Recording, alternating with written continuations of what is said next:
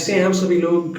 मैं आप सबका स्वागत करता हूं हमारे YouTube चैनल पर जिसका नाम है the Civilogist. Welcome guys. And आज हम शुरुआत करेंगे न्यूमेरिकल्स की, क्वेश्चन प्रैक्टिस की। केमिकल प्रॉपर्टीज हमने खत्म कर लिया है, तो उसके ऊपर हम आज से न्यूमेरिकल कुछ सॉल्व करना शुरू करेंगे। मुझे उम्मीद है आपको ये सेशन बहुत पसंद आएगा और मुझे ये भी उम्मीद है कि आपने जो भी हमने अभी तक 2 लेक्चर्स में पढ़ा आपको पसंद आया होगा। आप रिवाइज करेंगे उसको अच्छे से ताकि आपको क्वेश्चन सोल्व करने में आसानी हो। यही मैं होप करके आगे चल रहा हूँ। तो सबसे पहले जो हम आज सॉल्व करेंगे वो करेंगे पीएच का क्वेश्चन। पीएच रिलेटेड जो प्रॉब्लम आती है एग्जाम में, छोटा सा न्यूमेरिकल आता है।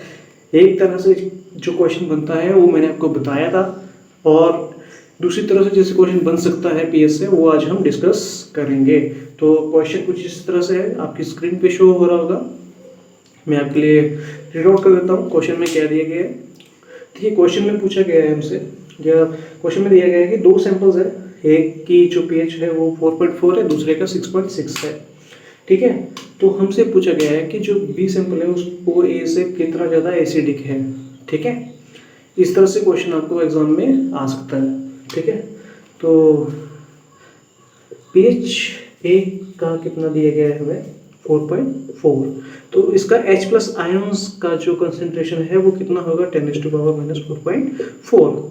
ठीक है, और pH ऑफ B कितना होगा 6.6, तो इसका H+ आयंस कितना होगा 10⁻6.6। हमने इसका फॉर्मूला पढ़ा था ना, log OH। ठीक है, वहीं से ये चीज़ आ रही है। अब हम इसकी रेशियो निकालते हैं कि कौन कितना टाइम्स कितना बड़ा है। H+ of A upon H+B, तो कितनी वैल्यूज हैं 10⁻4.4 अपॉन 10⁻6.6। सॉल्व करेंगे 10⁻2.2 आ जाएगा, और इसको सॉल्व करने के बाद 158 आ जाएगा। तो सैंपल B जो है वो 158 टाइम्स मोर एसिडिक है सैंपल A से। इतना छोटा सा कॉन्सेप्ट है, छोटा सा न्यूमेरिकल है। इसी तरह से क्वेश्चन आपको कहीं ना कहीं एग्जाम में देखने को मिलेगा। ठीक है, सो मुझे उम्मीद है आपको ये समझ आया होगा। ठीक है, तो अब हम चलते हैं आगे जो जैसा हमने बताया था कि आज हम एल्कलिनिटी और हार्डनेस के ऊपर न्यूमेरिकल करेंगे। तो हमें ये पता है कि एल्कलिनिटी क्या है, हार्डनेस क्या होती है, वो हमने बहुत ज़्यादा अच्छे से पढ़ा है। ठीक है, तो सबसे पहले अब हमें ये पता करना है इन दोनों के बीच में आपस में इन दोनों के बीच में कौन सा रिलेशन है। तो अब डिस्कस करते हैं हम relation between hardness and alkalinity. तो क्या रिलेशन है, देखिए जो एल्कलिनिटी है 2 केसेस बनते हैं इन दोनों में। देखिए एक है जब सोडियम एल्कलिनिटी प्रेजेंट होती है, और जब सोडियम एल्कलिनिटी प्रेजेंट नहीं होती है। मीन्स जो एल्कलिनिटी है वो सोडियम की वजह से है या सोडियम की वजह से नहीं है। ठीक है, और 2 छोटा सा कॉन्सेप्ट है। एक है देखिए टोटल एल्कलिनिटी का जो फॉर्मूला है वो है sodium alkalinity plus non sodium alkalinity. Means sodium की वजह से और सोडियम की वजह से नहीं, तो वो टोटल एल्कलिनिटी यहाँ से निकल जाएगी। और total hardness, carbonate hardness plus non carbonate hardness, means carbon की वजह से जो एल्कलिनिटी है जिसको हम टेम्परेरी हार्डनेस भी कहते हैं, और नॉन कार्बोनेट हार्डनेस जो विदाउट कार्बन जो हार्डनेस है जिसको परमानेंट कहते हैं हम लोग। तो मुझे यहाँ से बताइए कि जो नॉन सोडियम एल्कलिनिटी है उसके लिए कौन कौन से ऐसे एग्जाम्पल्स हैं जो हम डिस्कस कर सकते हैं। नॉन सोडियम एल्कलिनिटी के एग्जाम्पल्स जरा मुझे बता सकते हैं। चलिए हम डिस्कस करते हैं कौन कौन से ऐसे एग्जाम्पल्स हैं। सबसे पहले है कैल्शियम कार्बोनेट। ठीक है, ये हो गया कैल्शियम बाइकार्बोनेट। ठीक है, और क्या हो सकता है, कैल्शियम हाइड्रोक्साइड हो सकता है एक। ठीक है, और कौन सा हो सकता है, एक हो सकता है मैग्नीशियम कार्बोनेट, मैग्नीशियम बाइकार्बोनेट। ठीक है, और मैग्नीशियम हाइड्रोक्साइड। ठीक है, ये कुछ एग्जांपल्स हैं नॉन सोडियम एल्कलिनिटी के। और सोडियम एल्कलिनिटी के कुछ एग्जांपल्स वो भी हम डिस्कस कर लेंगे कि किसकी वजह से होती है। तो किस की वजह से हो सकती है सोडियम, जिसमें सोडियम के कंपाउंड्स बने होंगे, जैसे सोडियम कार्बोनेट हो गया। ठीक है, ठीक है। और क्या हो सकता है, सोडियम बाइकार्बोनेट हो सकता है। और क्या हो सकता है, सोडियम हाइड्रोक्साइड हो सकता है। ठीक है, ये कुछ एग्जांपल्स हैं सोडियम एल्कलिनिटी के। ऐसे ही हम अभी डिस्कस करते हैं कार्बोनेट हार्डनेस के बारे में। कार्बोनेट हार्डनेस के कौन कौन से ऐसे एग्जांपल्स हैं जो हम डिस्कस कर सकते हैं, मींस जो कार्बन की वजह से जो हार्डनेस होती है। तो ऐसे कौन कौन से कंपाउंड्स बन सकते हैं, एक बन सकता है कैल्शियम कार्बोनेट। ठीक है, और क्या बन सकता है, कैल्शियम बाइकार्बोनेट हो सकता है एक मैग्नीशियम की वजह से मैग्नीशियम बाइकार्बोनेट हो सकता है एक।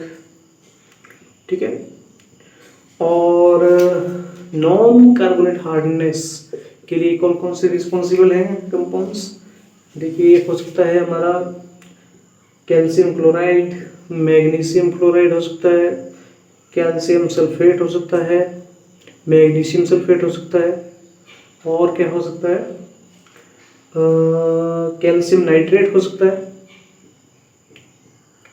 राइट, मैग्नीशियम नाइट्रेट भी हो सकता है।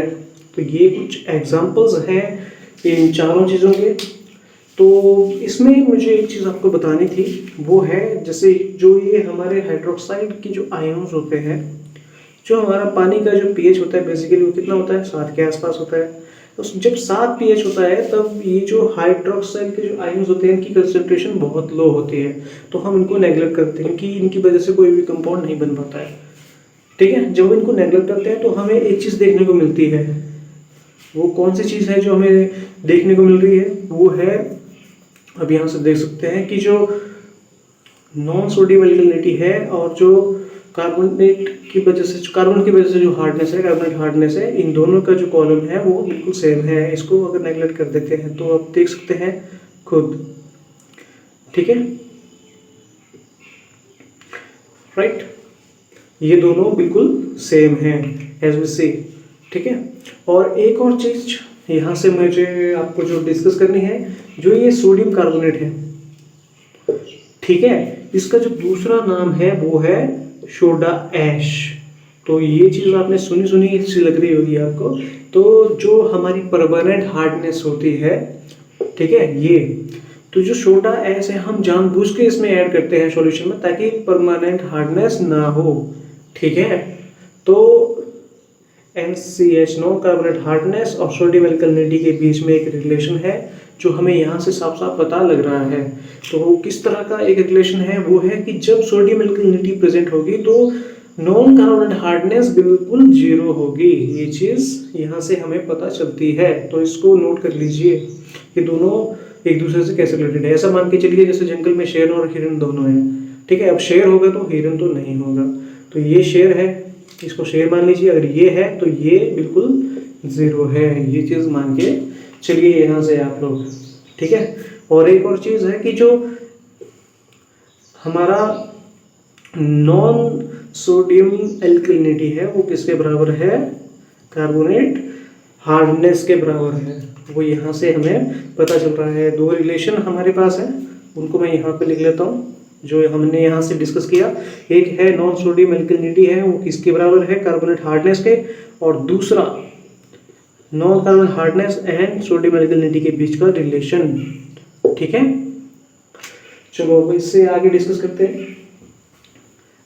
देखिए ये जो ट्रिक्स हैं ये हमें न्यूमेरिकल सॉल्व करने में बहुत आसानी देंगी। मीन्स आप विद इन सेकेंड न्यूमेरिकल देख के ही सॉल्व कर लोगे जब ये चीज़ें आपको क्वेश्चन में देखने को मिलेगी। अभी हम क्वेश्चन डिस्कस करेंगे तो आपको ये चीज़ समझ आएगी कि हमने इतना सब डिस्कस क्यों किया। ठीक है, देखिए जब मैंने आपसे कहा कि जब सोडियम एल्कलिनिटी प्रेजेंट होगी तो क्या होगा, क्या होगा नॉन कार्बन हार्डनेस की वैल्यू जीरो होगी। ठीक है, अभी हमने डिस्कस किया।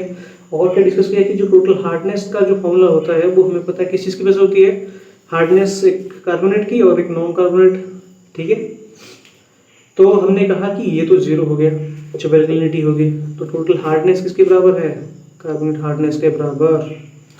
ठीक है, तो it is minimum of total hardness and total alkalinity. ठीक है, अब मान लीजिए टोटल एल्कलिनिटी है और टोटल हार्डनेस है, दो चीज़ें हैं, तो हमें कार्बोनेट हार्डनेस निकालना है। अब मान लीजिए टोटल एल्कलिनिटी है हमारे पास क्वेश्चन में गिवन, तो हमने बता दिया कि नॉन कार्बोनेट हार्डनेस तो जीरो है, तो ऑब्वियस सी बात है जो टोटल हार्डनेस होगी किसके बराबर बचेगी। बिल्कुल सिंपल सी चीज़ है, यही हम न्यूमेरिकल में भी अप्लाई करेंगे। दूसरा केस है कि जब सोडियम एल्कलिनिटी प्रेजेंट नहीं है, जब नहीं होगी तब क्या होगा, जब नहीं होगी देखिए तो टोटल एल्कलिनिटी का पता है हमें फॉर्मूला क्या होता है। देखिए जब ये नहीं है तो ये जीरो है, तो टोटल एल्कलिनिटी की बराबर किस चीज़ के बराबर है, नॉन सोडियम एल्कलिनिटी के बराबर। अब एक हमने अभी भी पढ़ा कि नॉन सोडियम एल्कलिनिटी किसके बराबर है, कार्बोनेट हार्डनेस के बराबर, तो इसकी वैल्यू हम CH के बराबर इक्वेट कर देंगे।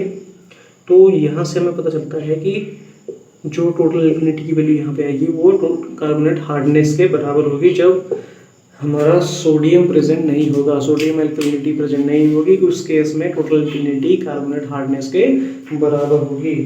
ठीक है, तो ये सब तामझाम जो हमने अभी तक पढ़ा उसको अब हम न्यूमेरिकल में इम्प्लीमेंट करेंगे।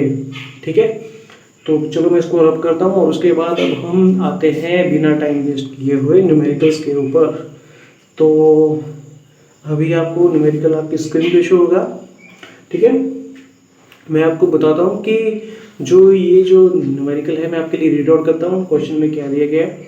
हमें क्वेश्चन में दिया गया है कि जो टोटल एल्कलिनिटी की वैल्यू है वो है 250 मिलीग्राम पर लीटर, टोटल हार्डनेस की जो वैल्यू है वो है 200 मिलीग्राम पर लीटर। ठीक है, SCaCO3 ये चीज़ हमने समझी थी। ठीक है, तो हमसे पूछा है कि नॉन कार्बोनेट हार्डनेस की वैल्यू क्या होगी। हमसे क्या पूछा गया है, हमसे क्या क्या दिया गया है, टोटल एल्कलिनिटी हमें दी गई है 250 मिलीग्राम पर litre, total hardness is also given, that is 200 milligram per liter, and what we asked about, we had asked about non carbonate hardness, what is it. okay, so अभी अभी जो हमने concept discuss किया उसमें हमने क्या सीखा वो अब हम यहाँ पे इम्प्लीमेंट करते हैं इस क्वेश्चन में। तो हमने देखा कि जो टोटल एल्कलिनिटी है टोटल हार्डनेस है, तो इसमें देखिए जो टोटल एल्कलिनिटी की वैल्यू है वो टोटल हार्डनेस से ज़्यादा है, तो मतलब जंगल में शेर है, जंगल में शेर है तो हिरन नहीं होगा, तो मीन्स इसकी value without any calculation zero. This is your answer. ये है मेंटॉस जिंदगी। अब आते हैं आम जिंदगी पे, जो हम ऐसे क्वेश्चन सॉल्व करते हैं तो कैसे करते हैं। अब यही क्वेश्चन हमें सिंपल वे में करना होता तो कैसे करते हैं, तो हमें ये देखना था कि जो कार्बोनेट हार्डनेस होता है वो मिनिमम होता है टोटल एल्कलिनिटी और टोटल हार्डनेस का। अभी मैंने आपको बताया था सिंपल वे में, तो इन दोनों में से मिनिमम क्या है 200 मिलीग्राम पर लीटर, राइट, और आई एम रॉन्ग। ठीक है, ये है ना मिनिमम। तो नॉन कार्बोनेट हार्डनेस हमसे पूछा गया तो क्या होगा, फॉर्मूला हमें पता है क्या होगा, total hardness minus carbonate hardness, तो ये भी 200 ये भी 200, आंसर इज 0। तो it is depend upon you, Mentos जिंदगी या आम जिंदगी। ठीक है, इसमें कई बार कंफ्यूजन भी हो जाती है, भूल जाते हैं कि क्या था क्या नहीं था, तो फॉर मी मैं ऐसे इसको सॉल्व करता हूँ क्वेश्चन को। तो मुझे उम्मीद है आपको ये कुछ नया सीखने को मिला होगा, इंटरेस्टिंग लगा होगा। अगर आपको समझ आया पसंद आया तो please give a big thumbs up. ठीक है, और कुछ आपको डाउट आ रहा है तो आप कमेंट सेक्शन में प्लीज़ बताइए। ठीक है, चलो नेक्स्ट क्वेश्चन पे चलते हैं, वो भी कुछ इसी तरह से है। क्वेश्चन में क्या क्या दिया गया है वो चलो आपको स्क्रीन पे दिखाई दे रहा होगा, मैं आपके लिए रीड आउट करता हूँ। क्वेश्चन में हमें दिया गया है टोटल हार्डनेस की वैल्यू जो कि कितनी है 300 मिलीग्राम पर लीटर, और टोटल एल्कलिनिटी की जो वैल्यू है वो है 250 मिलीग्राम पर लीटर, और इसमें भी हमसे पूछा गया है नॉन कार्बोनेट हार्डनेस। तो भैया अब देखिए इसमें क्या है क्या नहीं है। ठीक है, इसमें क्या दिया गया है, कैसे करना है इसको, ये चीज़ हम देखते हैं। देखिए अब यहाँ पे देखिए जो टोटल एल्कलिनिटी है वो तो कम है टोटल हार्डनेस से, है बात ये नहीं है, तो मतलब जंगल में शेर नहीं है तो हिरन तो भैया अभी तो नाच रहा होगा। ठीक है, तो हमें क्या करना है, डायरेक्ट कुछ नहीं करना है, डायरेक्ट यहाँ से नॉन कार्बोनेट हार्डनेस निकालना है, इसमें से इसको माइनस कर दीजिए, 50 मिलीग्राम पर लीटर आपका आंसर विद इन सेकेंड। अगर इसको बिल्कुल सिंपल में करना है हमें, तो सिंपल में कैसे करेंगे, जैसे जो हम करते हैं, तो carbonate hardness is minimum of total hardness and total alkalinity. What is minimum? It is 250, right? Non-carbonate hardness is equal to total hardness minus carbonate hardness. तो कितना 300 माइनस 250, तो 50 मिलीग्राम पर लीटर। डिपेंड्स अपॉन यू, ठीक है, कैसे आपको करना है। तो ये थे कुछ न्यूमेरिकल जो टोटल एल्कलिनिटी और हार्डनेस के ऊपर बेस्ड थे, ठीक है। तो मुझे यही उम्मीद है आपको पसंद आए होंगे, ठीक है। जब हमारा ये सब कॉन्सेप्ट खत्म हो जाएंगे, उसके बाद हम एक 2 या 3 आवर की एक डेडिकेटेड वीडियो ऐसे ही कुछ नए अजीबोगरीब कॉन्सेप्ट से सॉल्व करेंगे क्वेश्चंस को। So please do like subscribe the channel. मुझे उम्मीद है आपको कॉन्सेप्ट समझ आ रहे होंगे, ऐसे ही हम आगे कॉन्सेप्ट सॉल्व करते रहेंगे। So thanks a lot guys.